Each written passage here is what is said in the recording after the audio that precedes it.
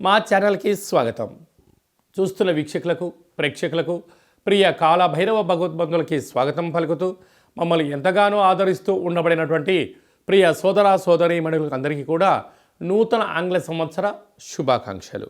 అలాగనే అందరికీ భోగి, మకర సంక్రాంతి, కనుమ పండగ శుభాకాంక్షలు.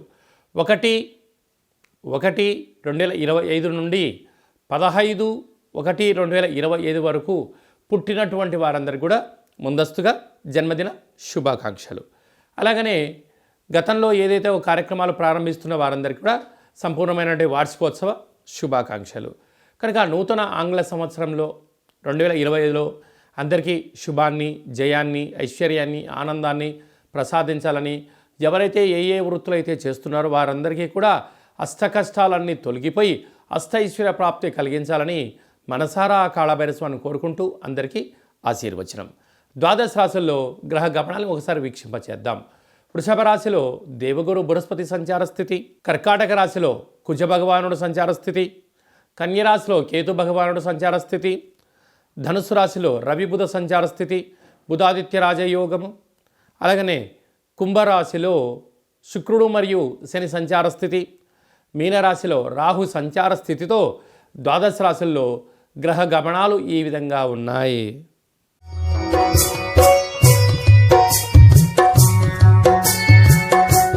కుంభరాశి వారికి 2025వ సంవత్సరం ఆంగ్ల సంవత్సరం మరియు ప్రారంభ జనవరి మాసంలో ఎలా ఉండబోతుందో ఈ వీడియోలో సవివరంగా సంపూర్ణంగా తెలుసుకుందాం.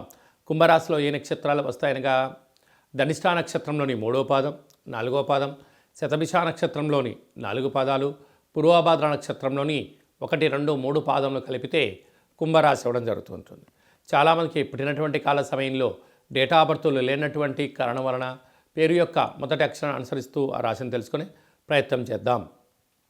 గు, గే, గో, సా, సి, సు, సే, సో, ద అక్షరాల వారందరూ కుంభరాశి జాతకులే. కుంభరాశి యొక్క అధిపతి శని భగవానుడు. వీరికి ఒకవైపు ఏళ్ళనాటి శని మధ్యమ సంచార స్థితి చివరార్ధంలో వచ్చేటువంటి జనవరి అవ్వడం వలన, వీరికి రాశిలోనే శుక్రుడు శని సంచార స్థితి ఉండడం వలన బంగారు ఆభరణాలు, వస్త్రాలు, గృహాలు, క్రయ విక్రయాలు, వీరికి అదృష్టాన్ని, ఆనందాన్ని, తీర్థయాత్రలతో మంచి సద్భావన, సత్ప్రవర్తన, సకుటుంబ సపరివార సమేతంగా సంచారం చేసే సమయం ఆసనమని చెప్పి గుర్తుపెట్టుకోగలరు.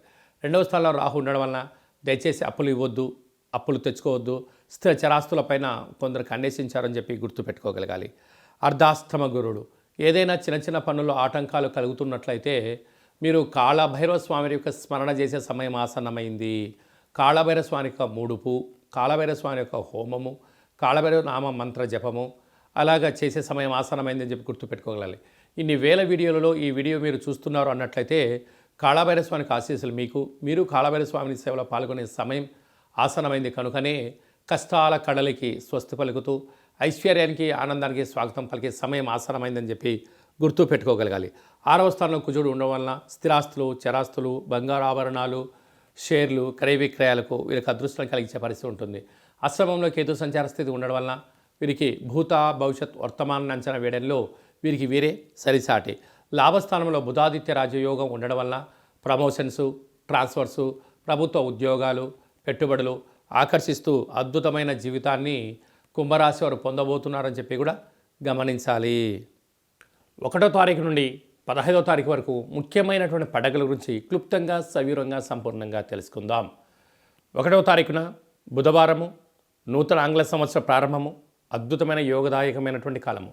కనుక ఆ రోజు వీలైనంత వరకు ప్రశాంత వాతావరణాన్ని ఏర్పాటు చేసుకొని ఆధ్యాత్మిక చింతనలో ఉండగలిగినట్లయితే సంవత్సరాంతము కూడా నూతన వస్త్రాలు, బంగారు ఆభరణాలు, విందులు, వినోదాలు, ఆధ్యాత్మిక యాత్రలో స్వాగతం పలకడానికి అవకాశం ఉంటుందని చెప్పి ఎంతో గమనించాలి.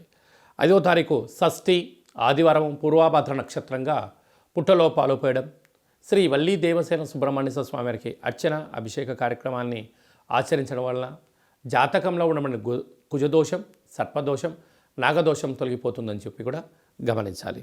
మనకు 7వ తారీఖు పుష్యమాస శుద్ధ అష్టమి సందర్భంగా విశేషంగా రురుకాళ భైరస్వానికి స్మరణ, ధ్యానము, అద్భుతమైన ఐశ్వర్యానికి, ఆనందానికి స్వాగతం పలుకుతుంది అని చెప్పి గమనించాలి.